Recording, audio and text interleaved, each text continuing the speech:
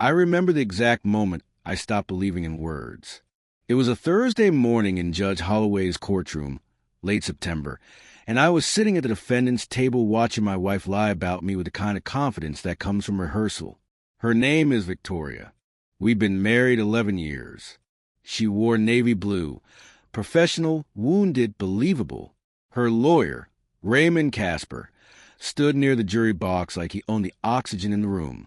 He was good, expensive, the kind of attorney who bills by the breath and wins by repetition.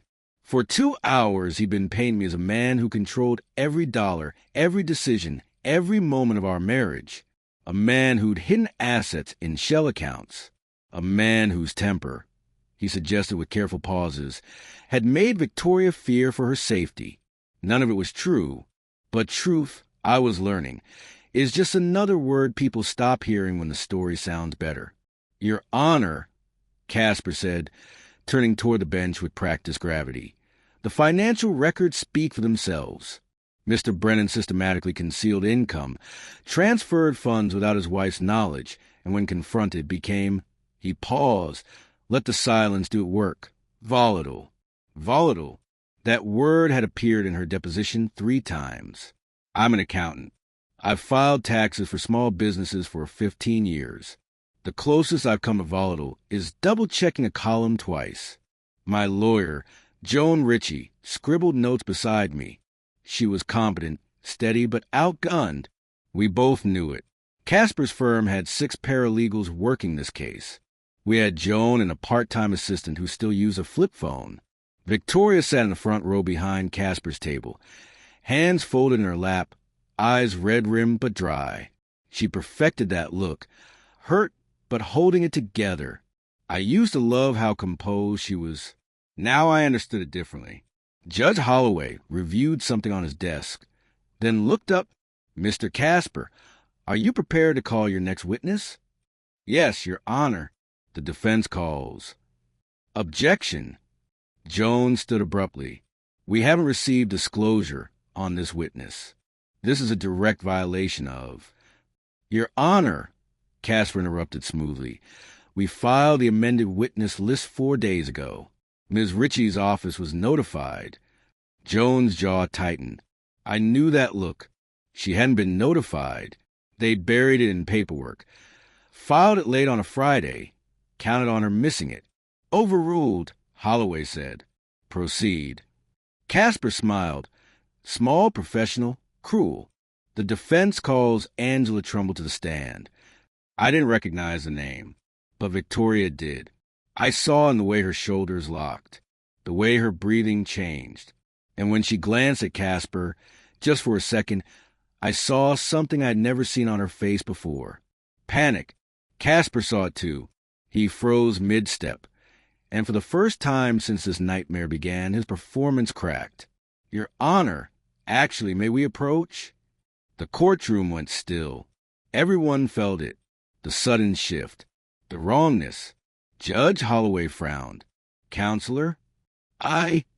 Kasper glanced at Victoria again, then back at the judge. I need to request a recess to confer with my client regarding. You just called the witness, Mr. Kasper. I understand, Your Honor, but there's been a miscommunication within our team, and I believe... Bailiff, bring in the witness. The door opened. A woman I'd never seen before walked into courtroom. Late 30s, nervous, clutching a fold at her chest like a shield. She looked at Victoria once, then looked away quickly, and I realized, sitting there in my defendant's chair, watching my wife's lawyer try to stop his own witness from speaking. Something had just broken in their perfect story. We met at a community fundraiser in 2012. I was volunteering to help sort donation receipts. Typical accountant move. And Victoria was there representing a nonprofit she just started working for. She had this way of talking about projects that made you believe anything was possible. Energy, vision. I was the opposite. Steady, cautious. The kind of person who reads the fine print twice. She said later that's what attracted her. You're like an anchor, she told me on our 3rd date. Everyone else just drifts. We married 14 months later. Small ceremony, practical reception. Her parents flew in from Portland. My mother came up from Tampa. Victoria wore a simple dress she'd found on sale. "Why waste money we could use for a house?" she'd said. I love that about her. Practical, grounded. We bought a 3-bedroom ranch in Westfield, 20 minutes from my firm. I work for Brennan and Associates. No relation, just coincidence.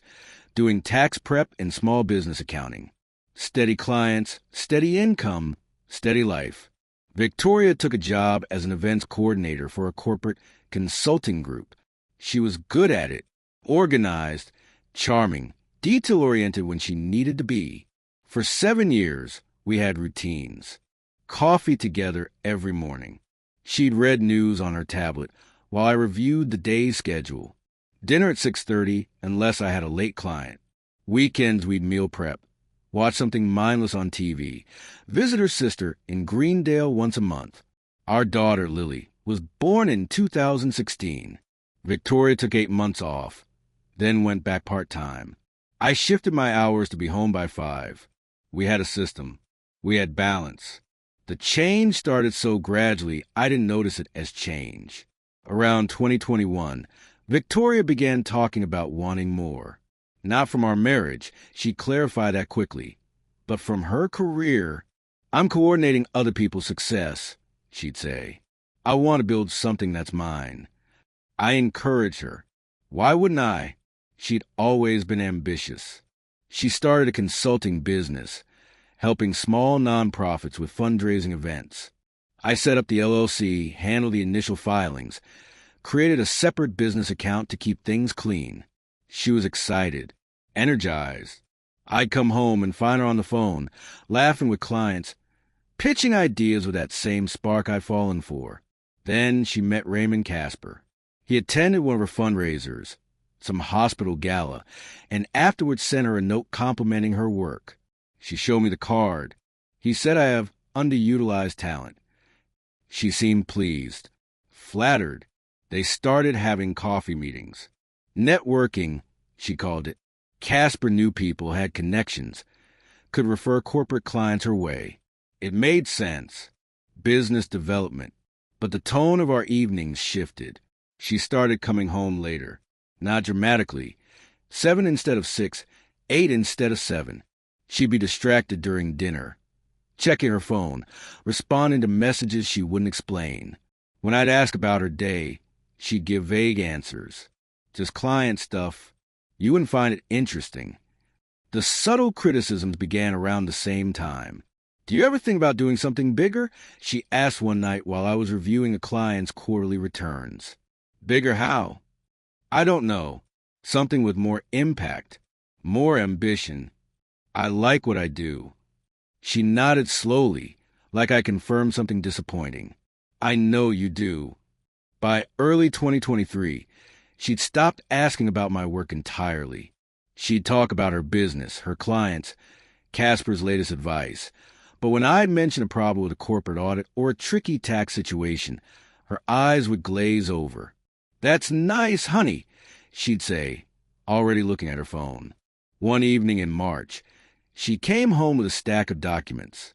"Raymond says we should restructure some of our assets. Tax advantages. Can you sign these?" I glanced at them. Transfer authorizations, account amendments, dense legal language. Let me read through them first. It's just standard stuff. He already had his team review everything. I'd still like to. God, Daniel. Her voice had an edge I wasn't used to. "Can't you just trust me on this?" I signed them. I trusted her. That was 5 months before she filed for divorce. The sheriff's deputy arrived at my office on a Tuesday afternoon in August. I was in the middle of reconciling a client's payroll discrepancies when Linda, our receptionist, knocked softly. "Daniel, there's someone here to see you." The deputy was young, apologetic. He handed me an envelope with the kind of careful distance people use when delivering bad news. "You've been served, sir." "I'm sorry." Inside were divorce papers and a temporary restraining order. I read the petition standing in my office doorway, while Linda pretended not to watch. Victoria was seeking full custody of Lily, claiming I'd exhibited patterns of financial control and emotional intimidation. There was a separate filing, an emergency motion to freeze all joint accounts pending investigation of alleged asset concealment. The words didn't make sense.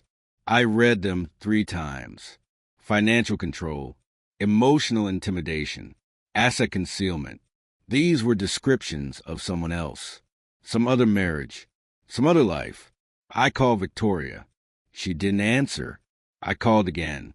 Voicemail. I drove home, our home, and found the locks changed. A notice taped to the door informed me I was prohibited from entering the residence or contacting my wife directly, put a restraining order. All communication had to go through her attorney, Raymond Kasper. I sat in my car in the driveway for 20 minutes, staring at the house we'd painted together. The garden Victoria had started, Lily's bike lying in the grass where she'd left it. The neighbor, Mrs. Chun, watched from her porch, then went inside without waving. That's when I understood how fast a life could become unfamiliar.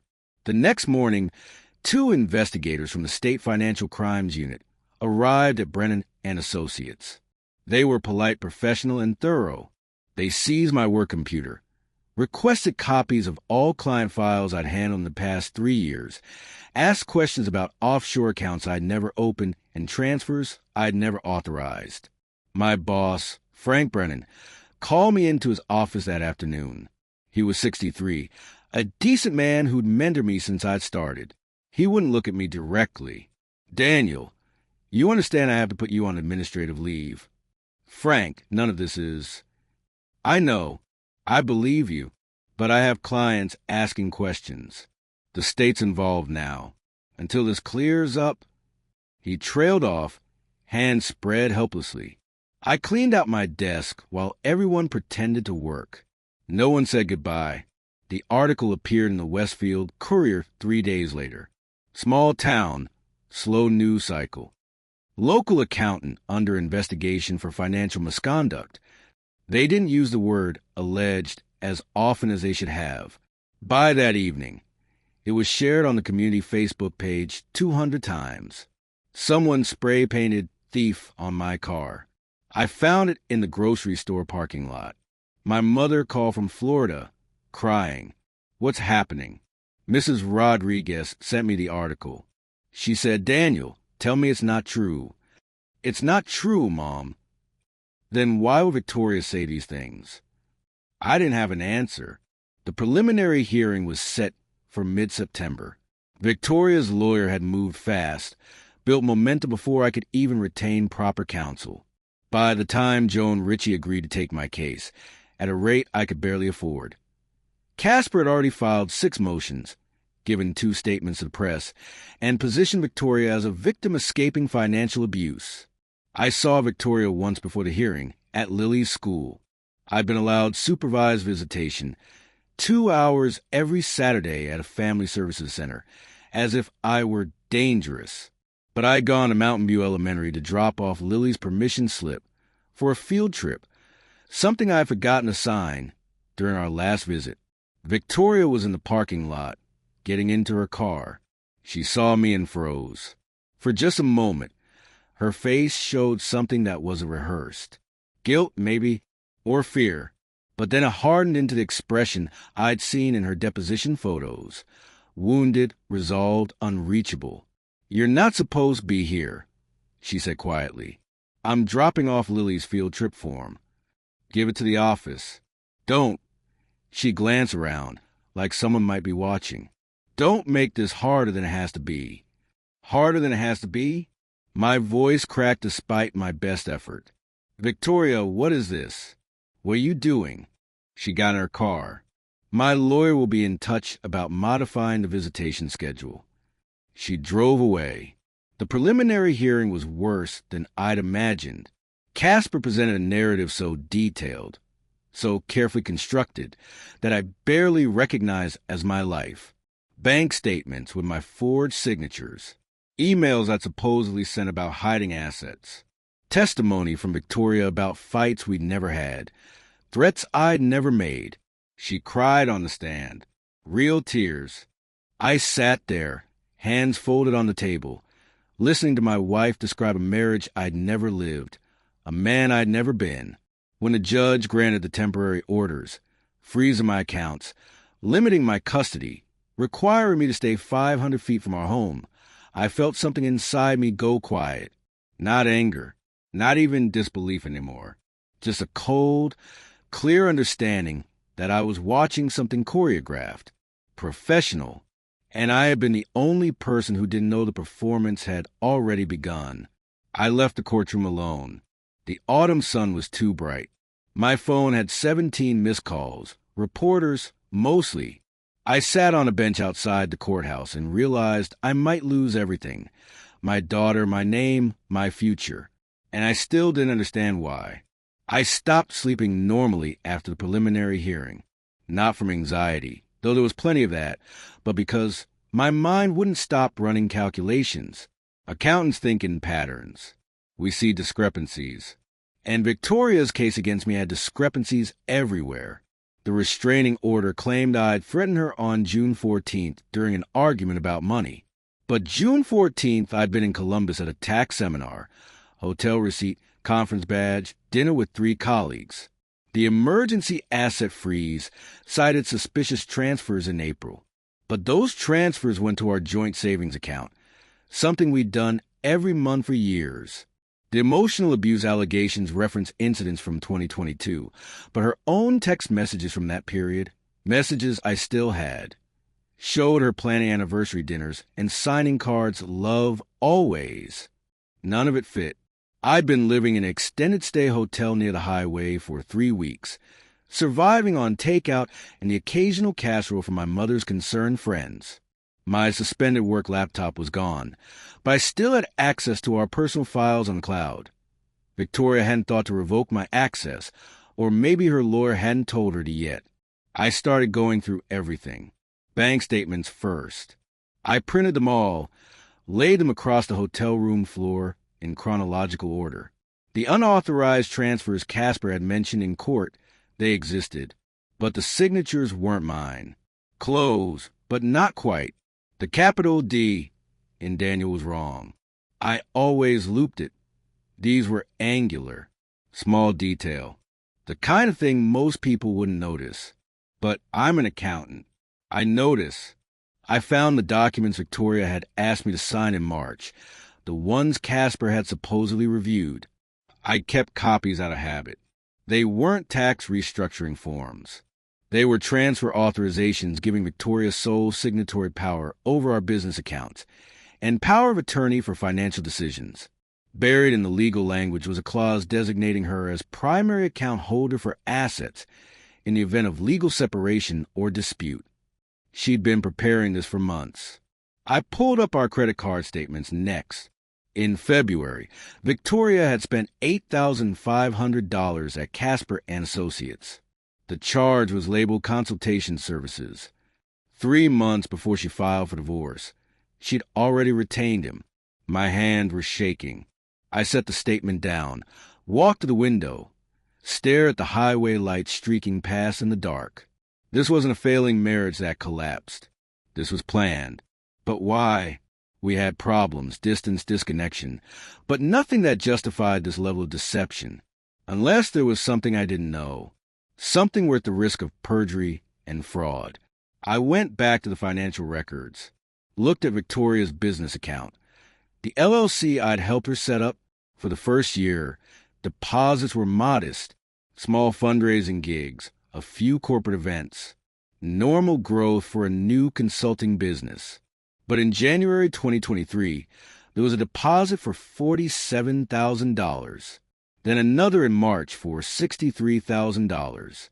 By July, she'd brought in over $200,000, far more than any small nonprofit consulting should generate. I checked the sources. Most came from a single client, Meridian Property Group. I'd never heard of them. A quick search showed Meridian was a real estate investment firm. They didn't host fundraisers. They didn't need event consulting. What they did need, according to their website, was strategic consulting for land acquisition and development projects. Victoria wasn't an event planner anymore. She was doing something else entirely. And whatever it was lucrative enough that losing half of it in a standard divorce would cost her 6 figures. Unless she could prove I'd hidden assets and controlled the marriage finances. Then she'd walk away with everything, plus damages. My phone buzzed. Unknown number. I almost didn't answer. Mr. Brennan? A woman's voice, young, nervous. My name is Angela Trumbell. I used to work for your wife. I sat up. Okay. I need to talk to you, but not on the phone. Can you meet me somewhere public? Tomorrow? What is this about? There was a long pause. Background noise, traffic, maybe a parking lot. I know what they did. The documents, the signatures, all of it. I helped Ms. Kasper's paralegal prepare the files for your case. Her voice dropped, and I have proof that some of it isn't real. My chest tightened. Why are you telling me this? Because I have a daughter, too, she said quietly. And what they're doing to you, what they're planning to do, it's not right. I can't. She exhaled shakily. I can't be part of it anymore. We met the next morning at a diner 40 minutes outside Westfield. Angela was 36, tired-looking, wore a server's uniform from her second job. She'd worked as Kasper's administrative assistant for 2 years before being let go last month. Budget cuts, they'd told her, though she suspected it was because she'd started asking questions. She slid a thumb drive across the table. Everything's on here. Emails between Mr. Kasper and Victoria from February through July. Audio recordings from strategy sessions. I took notes, but I also recorded them on my phone because his instructions were always changing and I needed to keep track. Document drafts showing edits to financial statements, and the original signatures compared to the ones filed with the court. I stared at the drive. Why did you keep all this? I didn't trust him, Angela said. He's gotten people disbarred before, blamed assistants when things went wrong. I wanted insurance. She wrapped her hands around her coffee cup. But then I saw what they were building against you. The abuse allegations, the fraud claims. And I saw the photos of your daughter in the custody filings, and Her eyes reddened. I couldn't do it anymore. I picked up the drive carefully, like it might disappear. They'll come after you for this. I know. She smiled faintly. But I already lost that job, and I can get another server position anywhere. You're about to lose your daughter over lies. She stood up, pulled her jacket on. There's one more thing. Victoria's real income. The Meridian Group payments? They're not for consulting. She's been acting as an unlicensed broker for land deals, getting paid under the table to avoid proper disclosures. That's why she needs you gone. If this goes to a normal divorce with financial discovery, that all comes out. She left cash on the table for her coffee and walked out. I sat there for a long time, holding the thumb drive, watching cars pull in and out of the parking lot. The pattern was complete now. The motivation clear. Victoria hadn't just betrayed me. She'd built an entire framework to destroy me, so her own crimes would stay buried. I called Joan Ritchie from the parking lot. I have something you need to see, I said, and I think we need to file a motion for the next hearing. What kind of motion? The kind that calls a witness they don't want called. There was a pause. Then, come to my office. Now. Joan Ritchie's office was in a converted Victorian house on the east side of town. The kind of place where the floors creaked and the radiators clanged, but the coffee was always fresh. She met me at the door herself, locked it behind us, and led me upstairs to her private office. Show me, she said. I plugged the thumb drive into her laptop. We spent the next 3 hours going through everything Angela had provided. Emails first. Victoria to Kasper, February 12th. We need to move fast. Daniel's careful with records. If he has time to organize a defense, this gets complicated. Kasper's response. Agreed. I'll prepare the emergency filings. We'll freeze his access before he understands what's happening. Then the audio files. Angela's voice, quiet in the background, taking notes. Kasper's voice confident and cold. The abuse narrative is essential. Financial misconduct alone won't get us full custody. We need her afraid of him, and we need documentation that supports it. Can you manufacture a timeline? Another voice, a paralegal. I assumed we have the therapy notes she provided. We can extrapolate incidents from those. Good. Date them specifically. Make them correlate with account activity. So it looks like he was retaliating financially when she challenged him. Joan's face went pale. She stopped the recording. This is conspiracy to commit fraud. Suborning perjury. If this is authentic. It's authentic, I said. Angela recorded these herself as insurance. Does Kasper know she has them? Not yet. She was fired 3 weeks ago. They think she's gone. Joan sat back, pulled off her glasses, rubbed her eyes. She was 58, had been practicing family law for 30 years, and I'd never seen her look shocked. Until now. Daniel, if we introduce this evidence, Kasper's career is over. Victoria could face criminal charges. This isn't just winning your case. This is scorched earth. They tried to take my daughter, I said quietly. They destroyed my reputation, froze my assets, made me into a monster in front of the entire town. Scorched earth is what they chose. She nodded slowly. Then we do this right. We don't tip our hand early. We let them commit fully to their narrative in court, get it all on the record under oath, and then we bring Angela in as a rebuttal witness. Will she testify? I'll talk to her. But Daniel... Joan leaned forward. Once this goes public, it's going to get ugly. Press coverage, possible criminal investigations, your wife's business dealings exposed. Lily's going to see all of it eventually. Are you prepared for that? I thought about my daughter, 8 years old, gap-toothed, obsessed with soccer and terrible knock-knock jokes.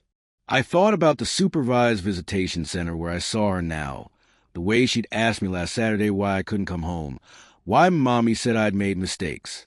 I'm prepared to tell her the truth, I said, when she's old enough to understand it. Joan made the calls that afternoon. First to Angela, confirming her willingness to testify and arranging protection. Joan had contacts with an attorney ethics board investigator who could provide whistleblower documentation. Then to Frank Brennan, my old boss, asking if he'd be willing to provide character testimony about my professional conduct. Frank agreed immediately. About damn time someone fought back, he said.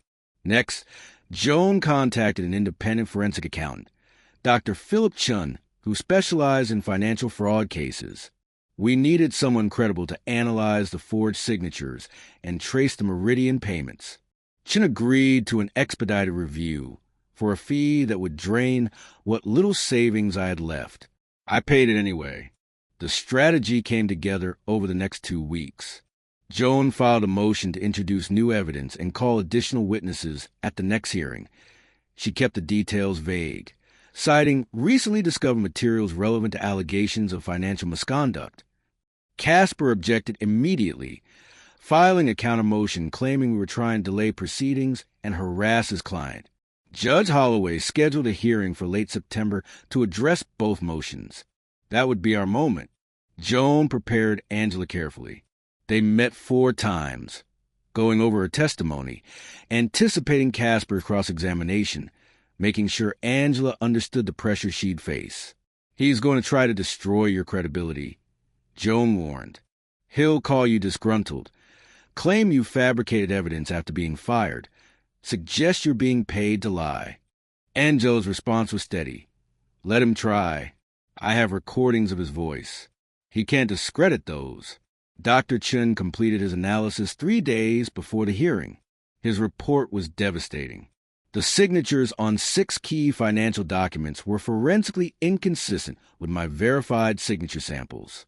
The meridian payments to Victoria's business showed no corresponding work product, no contracts, no deliverables, no legitimate consulting trail. And the timeline of Victoria's retainer payment to Kasper, matched against the dates of alleged abuse incidents, showed she'd begun legal preparation months before any of the claimed triggering events.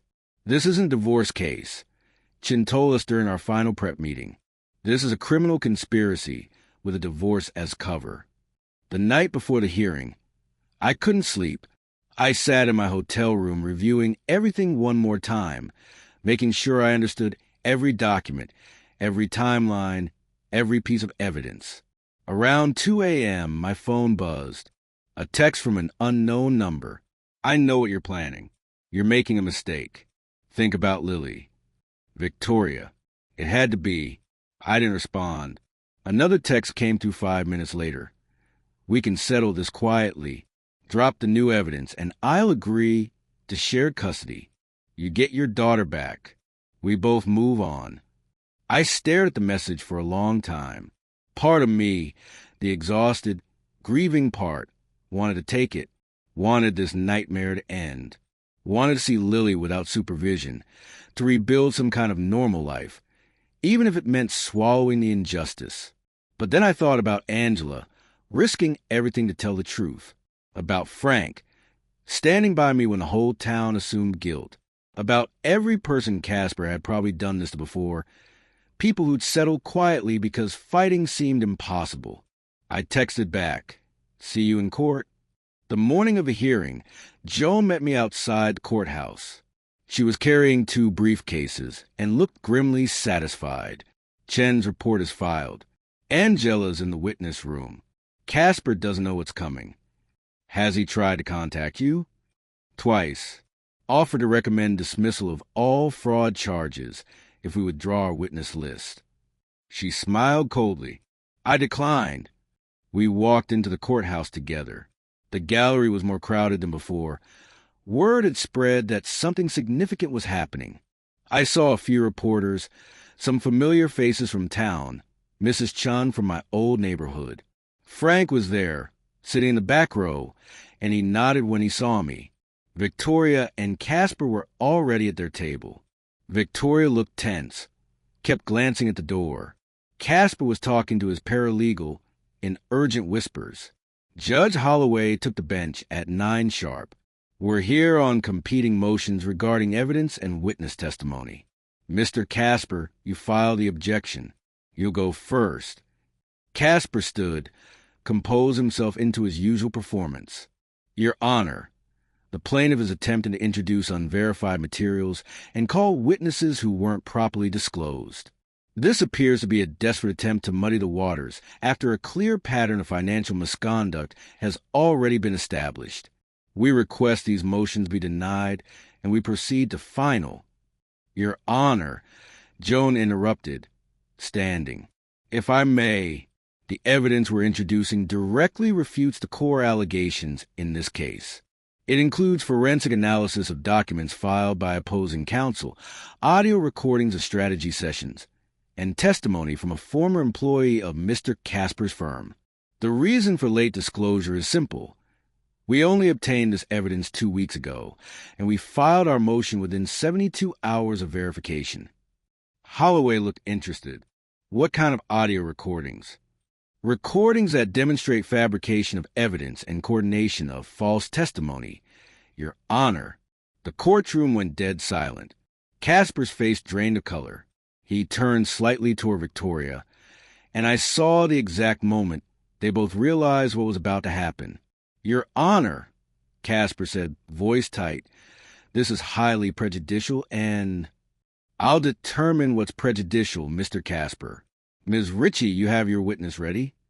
Yes, Your Honor. The defense calls Angela Trumbell to the stand. The bailiff opened the side door. Angela walked in, nervous but steady, and took the witness stand. She was sworn in, stated her name and former employment clearly. Joan began gently. Ms. Trumbell, can you describe your role at Kasper and Associates? I was Mr. Kasper's administrative assistant for 2 years.